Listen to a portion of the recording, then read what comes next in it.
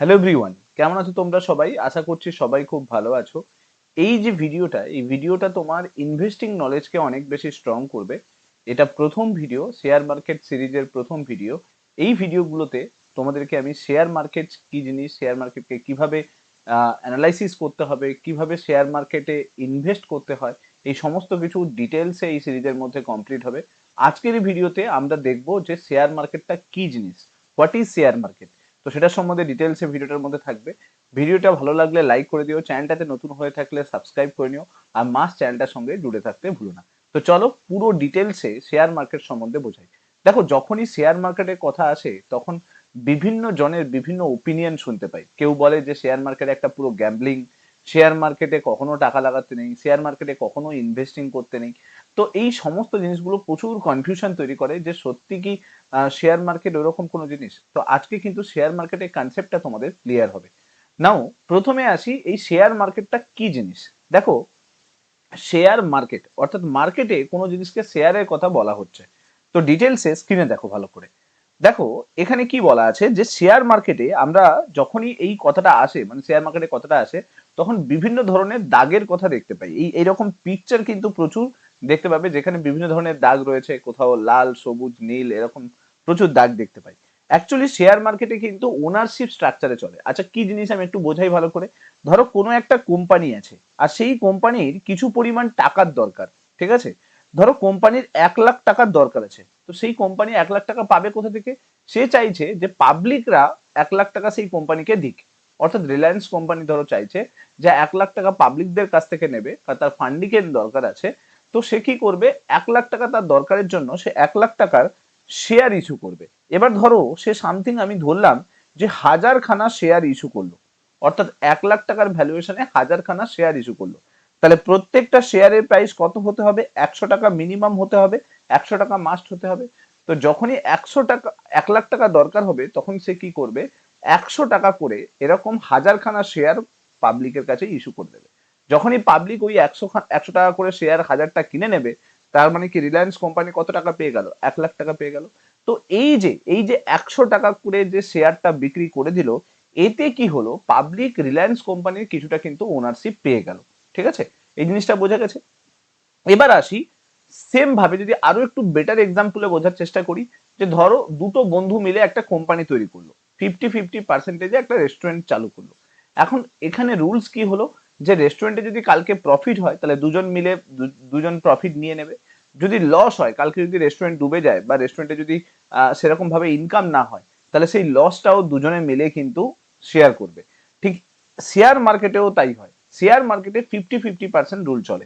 অর্থাৎ তুমি যে শেয়ারে ইনভেস্ট করছো, ধরো সামথিং আমি ধরলাম যে তুমি 100 টাকা করে কোনো একটা শেয়ার কিনেছো, আর সেই কোম্পানি, যে কোম্পানির শেয়ার তুমি কিনেছো, সেই কোম্পানি ভালো রেজাল্ট করতে পারলো না, প্রফিট করতে পারলো না, তখন কি হবে? তোমাকে, তোমার যে 100 টাকার শেয়ারটা সেটা কমে গিয়ে 80 টাকাও হতে পারে, কমে গিয়ে 70 টাকাও হতে পারে, কমে গিয়ে 60 টাকাও হতে পারে। অর্থাৎ সেই কোম্পানি যেহেতু ভালো রেজাল্ট করছে না, প্রফিট গেন করছে না, তাহলে সেই কোম্পানির শেয়ার প্রাইস কিন্তু ডাউন হতে পারে। ঠিক আছে, আবার যদি দেখা গেল যে ভবিষ্যতে গিয়ে ওই শেয়ার ভালো রেজাল্ট করলো, অর্থাৎ 100 টাকা দিয়ে তুমি শেয়ার কিনেছিলে, সেই শেয়ার বেড়ে গিয়ে 120 টাকা হলো, আরো প্রফিট করলো, 150 টাকা হলো, তো সেক্ষেত্রে তুমি কিন্তু প্রফিট পাবে। অর্থাৎ শেয়ার মার্কেটে কিন্তু প্রফিট আর লসের ভ্যালুয়েশনটা কিন্তু থাকে। অর্থাৎ তুমি প্রফিট, কোম্পানি যদি প্রফিট গেন করে দেন তুমি প্রফিট পাবে, কোম্পানি যদি লস গেন করে তাহলে তুমি কিন্তু, তোমার কিন্তু লস হবে। এবার প্রশ্ন হলো যে এই শেয়ার মার্কেটের কনসেপ্টটা এলো কোথা থেকে, এর হিস্ট্রি কি আছে। তো এই হিস্ট্রি, শেয়ার মার্কেটে যদি হিস্ট্রি দেখি, তাহলে আমরা দেখতে পাই এই হিস্ট্রিটা এসছে কিন্তু প্রায় 400 বছর আগের একটা হিস্ট্রি। সেই হিস্ট্রিতে কি হয়েছিল না, যারা ডাচ ছিল, ডাচ এবং ইস্ট ইন্ডিয়া কোম্পানি যারা ছিল, আমরা জানি যে নেদারল্যান্ডসে এখন যেটা ডাচ দেখতে পাই, তারা কি করতো, জাহাজ বানাতো। ঠিক আছে, জাহাজ বানিয়ে তারা কি করতো, জাহাজ বানিয়ে পুরো পৃথিবীর চারদিকে ঘুরে বেড়াতো এবং বিভিন্ন জায়গা কিন্তু এক্সপ্লোর করতো। তোমরা জানো সেই সময় কোনো জায়গা সেরকম ছিল না, যেগুলোকে, অনেক জায়গা এরকম ছিল যেগুলোকে এক্সপ্লোরই হয়নি। তো সেই জাহাজগুলো যেত সমস্ত ওই জায়গাগুলোকে এক্সপ্লোর করার জন্য, এবং সেই জায়গায় এক্সপ্লোর করার পরে সেখান থেকে যা জিনিস পেতো সেগুলোকে নিয়ে আসতো। তো এই জাহাজ কোম্পানির যে মালিক, সে ডিসাইড করলো যে এই জাহাজ, প্রত্যেকটা জাহাজ যায়, কিছু কিছু জাহাজ ফিরে আসে, আবার কিছু জাহাজ ফিরেও আসে না। তো প্রচুর টাকা খরচা হয়। তখন সে পাবলিককে বলল যে ঠিক আছে এই জাহাজের ওপরে কি করা যাবে, এই জাহাজের ওপরে কিন্তু তোমরা টাকা লাগাতে পারো। যদি ওই জাহাজ ভালো টাকা নিয়ে ফিরে আসে তাহলে তুমি পেয়ে যাবে টাকা, আর যদি ফিরে না আসে তাহলে কিন্তু তোমার টাকা কিছুই পাবে না। তো এইরকম জাহাজের ওপরে তুমি টাকা লাগাতে পারো। তো এটা খুবই রিস্কি বিজনেস ছিল। তো বিভিন্ন জন, বিভিন্ন পার্সন, বিভিন্ন পাবলিক কি করলো, এই জাহাজের ওপরে টাকা লাগাতে স্টার্ট করলো। যার কারণে কিছু কিছু জাহাজ যেত, আবার কিছু কিছু জাহাজ আসতো না, ফিরেও আসতো না। এবার লোকে কি দেখলো যে একটা জাহাজের ওপরে যদি আমি টাকা লাগিয়ে দিই তাহলে কি হবে, সেই জাহাজ যদি কোনো কারণে ফিরে না আসে তাহলে লস হবে। তো লোকে কি করলো, বিভিন্ন জাহাজের উপরে একসঙ্গে 4-5টা জাহাজের উপরে টাকা লাগিয়ে রাখতো, যাতে যদি 4টে জাহাজ নাও আসে, একটা জাহাজ যদি আসে তাতে তার প্রফিটটা হয়ে যায়। শেয়ার মার্কেটেও কিন্তু সেম জিনিস চলে, ঠিক আছে। তাহলে এই যে ব্যাপারটা, এই যে জাহাজের উপরে টাকা লাগাতে হবে, এটা কে কন্ট্রোল করতো? এটা তখনকার সময় Dutch company, east India company, এরা কন্ট্রোল করতো। এখনকার সময় আমরা যদি দেখি একটা কোম্পানিতে যে আমি টাকা লাগাবো, সেই কোম্পানির টাকাটা লাগাবো যে সেটা কার থ্রুতে লাগাবো, সেখানে তো কোনো অর্গানাইজেশন নেই। তো ইন্ডিয়াতে কিন্তু এরকম আমরা যদি দেখি একটা স্টক এক্সচেঞ্জ তৈরি করা হয়েছে, ঠিক আছে, যেখান থেকে কিন্তু টাকা লাগানো যায়। আগে কি হতো, ধরো তুমি কোনো কোম্পানির শেয়ার কিনতে যাবে, তো তোমাকে না বিভিন্ন স্টক এক্সচেঞ্জে যেতে হতো।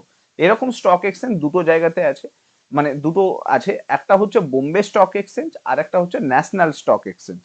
তো এই যে বিএসসি এবং এনএসসি, বোম্বে স্টক এক্সচেঞ্জ এবং ন্যাশনাল স্টক এক্সচেঞ্জ, এখানে গিয়ে টাকা লাগাতে হতো।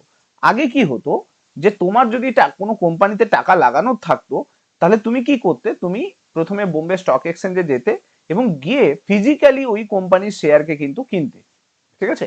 এখন ডিজিটাল ইন্ডিয়ার যুগ এসে গেছে, এখন একটু ফিজিক্যালি তোমাকে কিনতে হচ্ছে না। তো তোমাকে কি করতে হয়, কোনো ব্রোকারেজ ফার্মকে ধরতে হয় এবং তার কাছে গিয়ে টাকা লাগাতে হয়।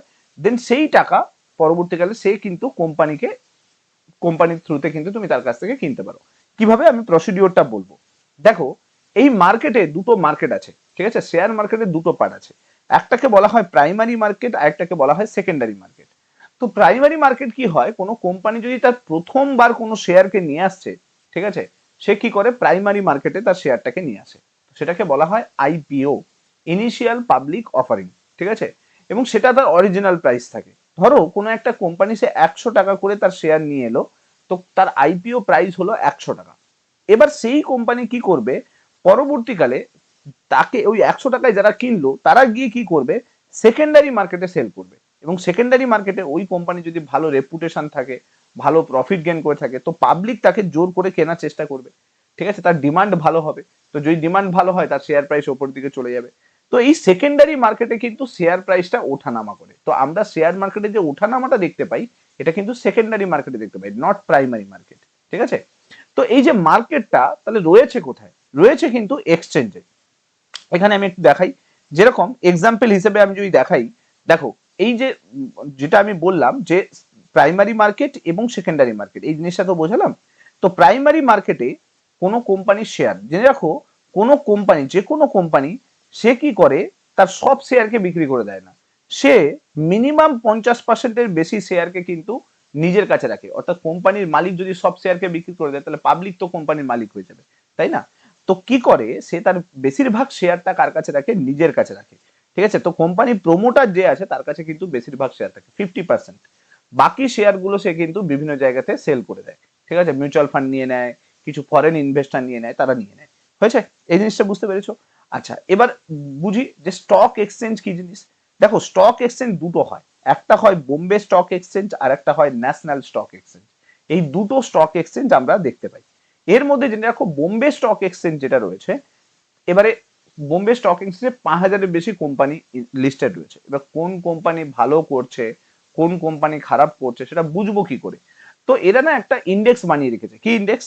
এই বোম্বে স্টক এক্সচেঞ্জে 30টা কোম্পানিকে নিয়ে একটা ইন্ডেক্স বানানো আছে, যেটাকে বলা হয় সেন্সেক্স বা সেন্সিটিভিটি ইন্ডেক্স।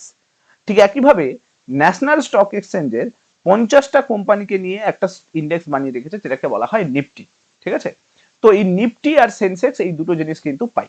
50টা কোম্পানি কিভাবে ওঠানামা করছে তার বেসিসে এনএসসি ওঠানামাটা দেখায়, আর ঠিক একইভাবে 30টা কোম্পানি কিভাবে ওঠানামা করছে তার বেসিসে কিন্তু সেন্সেক্সটা আমরা দেখতে পাই। হয়েছে?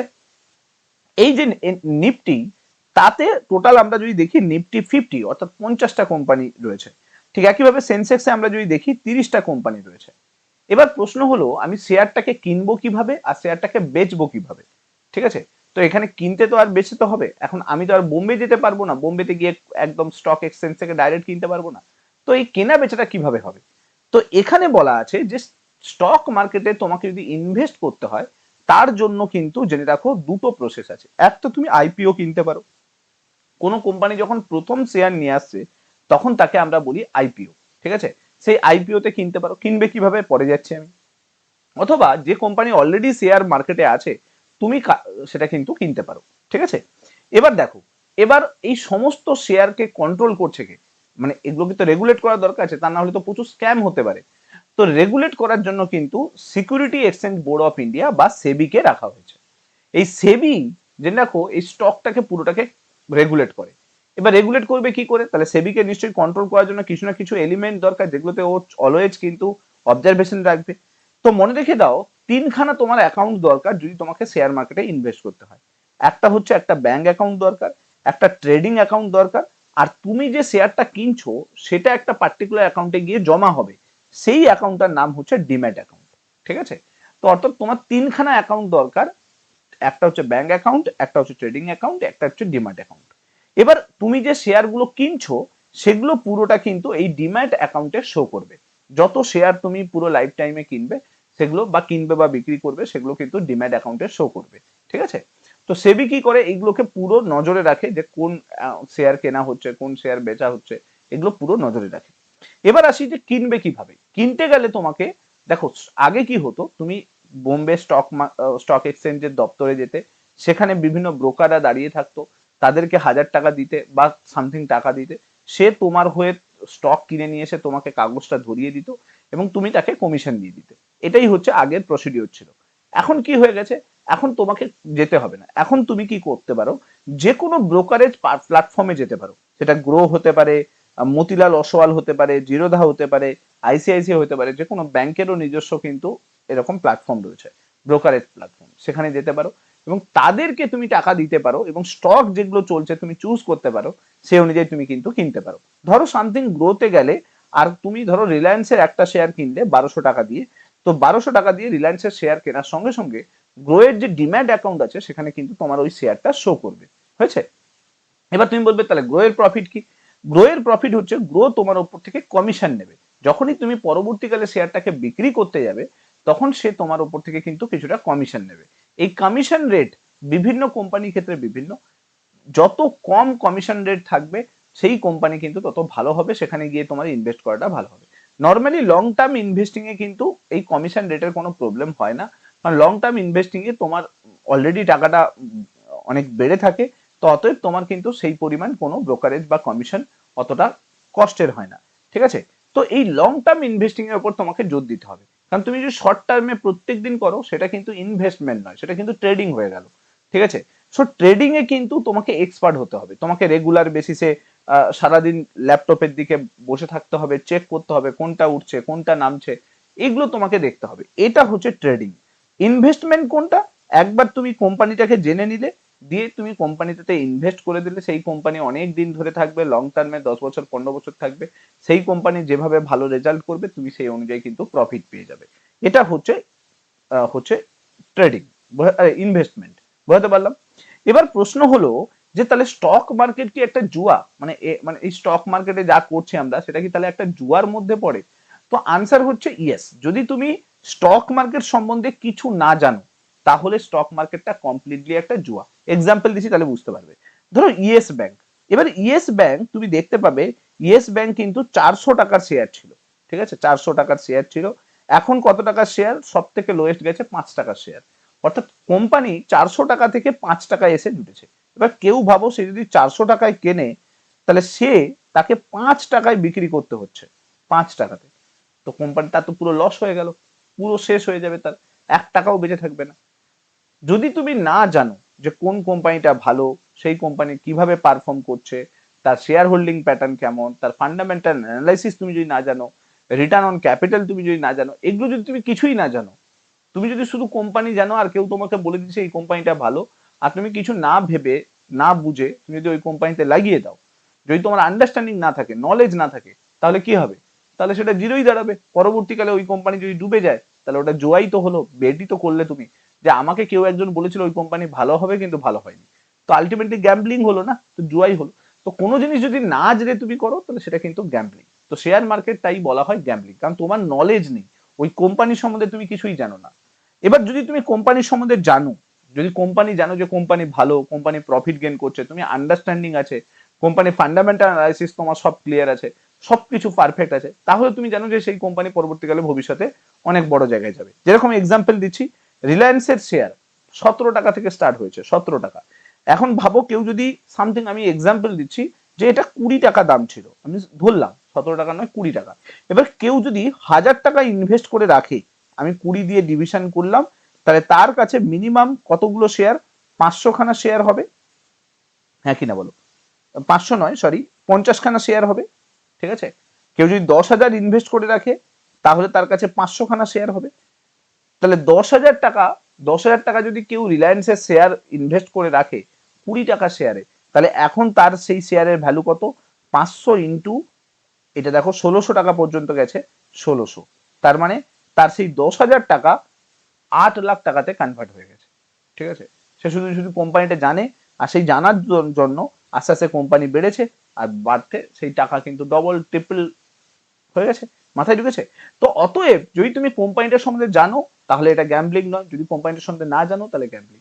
এবার প্রশ্ন হলো যে কোম্পানির সম্বন্ধে আমাদের জানা সম্ভব নয়, আমরা রিটেল ইনভেস্টর, আমাদের কাছে এত অ্যানালাইসিস এত নলেজ নেই যে আমরা কোম্পানির সম্বন্ধে জানতে পারবো। সো তার জন্য কি দরকার? তার জন্য এক্সপার্ট দরকার, এক্সপার্ট হওয়ার দরকার। তো সেটা আমাদের কাছে সময় হচ্ছে না, আমরা কখনোই এক্সপার্ট হতে পারবো না। সো বেটার কি? বেটার হচ্ছে যে এক্সপার্ট আছে তার উপরে দাও লাগানো, সে আমাদের হয়ে টাকাটা লাগাক। আর সেই এক্সপার্ট কারা? Mutual fund. সো মিউচুয়াল ফান্ডে আমরা টাকা দেবো, দেন মিউচুয়াল ফান্ড আমাদের টাকাটাকে গ্রো করাবে, ঠিক আছে। তো শেয়ার মার্কেটে ডাইরেক্টলি ইনভেস্টমেন্ট না করে আমার মনে হয় যে মিউচুয়াল ফান্ডে ইনভেস্ট করো, মিউচুয়াল ফান্ড তোমার হয়ে কিন্তু টাকাটা ইনভেস্ট করে সেটা কিন্তু বাড়াতে হেল্প করবে। তো ডাইরেক্ট যদি নলেজ না থাকে শেয়ার মার্কেটে ইনভেস্ট করাটা খুব একটা বুদ্ধিমানের কাজ নয়। হোপফুলি আমি ক্লিয়ার করতে পারলাম পুরো ব্যাপারটা, যে কেন শেয়ার মার্কেটে ডাইরেক্ট ইনভেস্টমেন্ট করা উচিত নয়, শেয়ার মার্কেটটা কি জিনিস, কিভাবে ইনভেস্ট করতে হয়, এগুলো সবকিছু ডিটেলসে শেয়ার করলাম। ভিডিওটা ভালো লাগলে লাইক করে দিও, চ্যানেলটাতে নতুন হয়ে থাকলে সাবস্ক্রাইব করে নিও। আমি নেক্সট ভিডিওতে মিউচুয়াল ফান্ড কি জিনিস সেটাকে সুন্দরভাবে বোঝাবো, ঠিক আছে। এটা এডুকেশনাল সিরিজ একটা, এইভাবে একটার পর একটা ভিডিও দিলে বুঝতে পারবে যে কিভাবে ইনভেস্টিংটা করতে হবে। সো ভিডিওটা ভালো লাগলে মাস্ট কিন্তু শেয়ার করতে ভুলো না, আর মাস্ট চ্যানেলটাতে নতুন হয়ে থাকলে সাবস্ক্রাইব করতে ভুলো না। Till then, bye by.